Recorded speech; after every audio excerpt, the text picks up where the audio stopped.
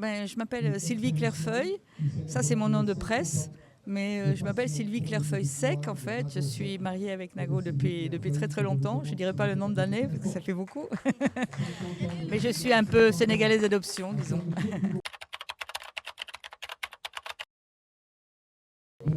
Alors, c'est une exposition qu'on a montée avec Nago, à la demande un peu de personnes un peu ici qui ont dit écoutez, vous pourriez raconter votre histoire parce que vous avez traversé les musiques africaines depuis les années 70.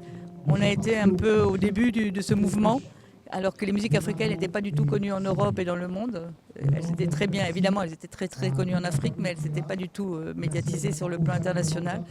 Et nous, on a travaillé sur plein de domaines. On a monté des festivals, on a écrit des livres, on a monté des expositions et on arrive à un point où on avait envie un peu de faire le bilan un peu de ça et de raconter non seulement notre histoire, mais l'histoire aussi d'une génération qui a été à l'origine un peu de ce mouvement culturel et de montrer comment on construit un mouvement culturel en fait.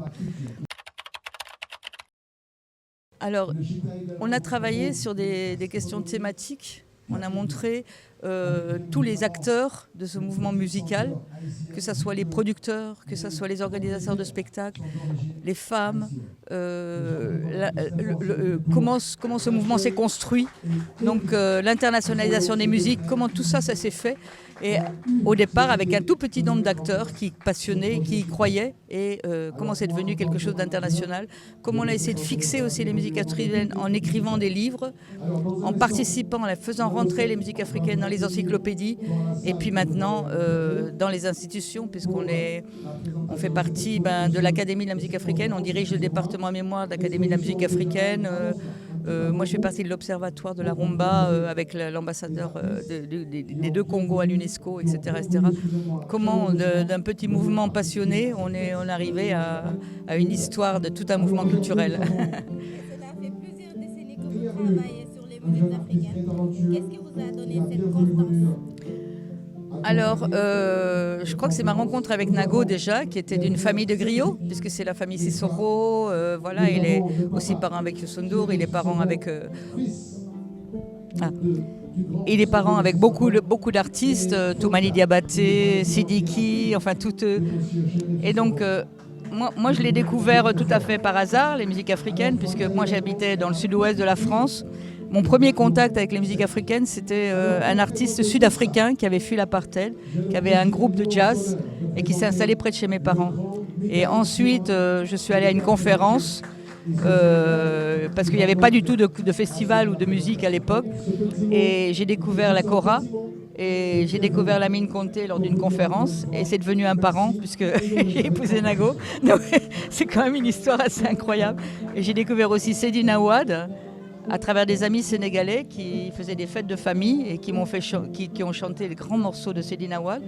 Et puis après, c'est devenu un ami les années suivantes. Donc c'était assez incroyable. Hein. Voilà. Et avec Nago, vous formez un duo fort. Oui. Comment vous vous complétez dans ce travail ?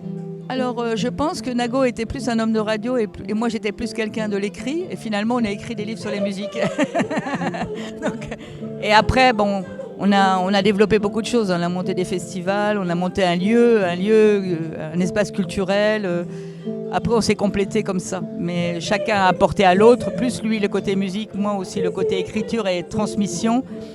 Et je pense que moi, j'avais envie aussi, en tant que Française, de faire découvrir la musique africaine, donc d'être un peu une médiatrice, de traduire aussi cette passion que j'avais et de traduire une culture, la connaissance d'une culture que lui, il avait profondément, puisque c'est sa vie, c'est sa famille, c'est différent, mais de faire comprendre profondément les musiques africaines. Et donc c'était un peu mon rôle d'être un peu une ambassadrice peut-être auprès des Européens.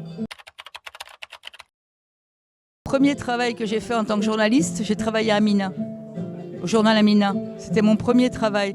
En fait, à l'époque, Nago, il travaillait avec Mamadou Konté à Africa Fête et il s'occupait de toute la promotion des artistes. Manu Dibango, les Touré Kunda, enfin tous les artistes qui passaient à Africa Fête à l'époque.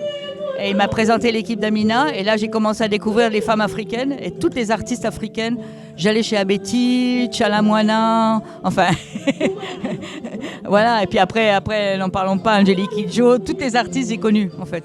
Et Myriam Makeba, on s'est retrouvés en Afrique du Sud aussi, donc Mama Africa. Et puis une artiste qui est très importante, j'ai habité chez Dorothy Masuka en Afrique du Sud, qui est la créatrice en fait de Pata Pata. J'ai essayé de l'aider à récupérer ses droits. J'ai pas réussi, mais j'ai essayé quand même de l'aider à récupérer ses droits sur Pata Pata, parce qu'il y a beaucoup d'artistes qui lui ont pris ses droits sans lui verser ce qu'elle avait besoin. Voilà. Alors c'est très intéressant comme question ce que vous dites, parce que dans les années 80, il y avait très très peu de femmes en fait. Et c'est les premières femmes, elles n'étaient pas du tout encadrées, donc on essaie de les aider, Nago et moi, parce que Nago est féministe aussi quand même, de les aider à se structurer professionnellement.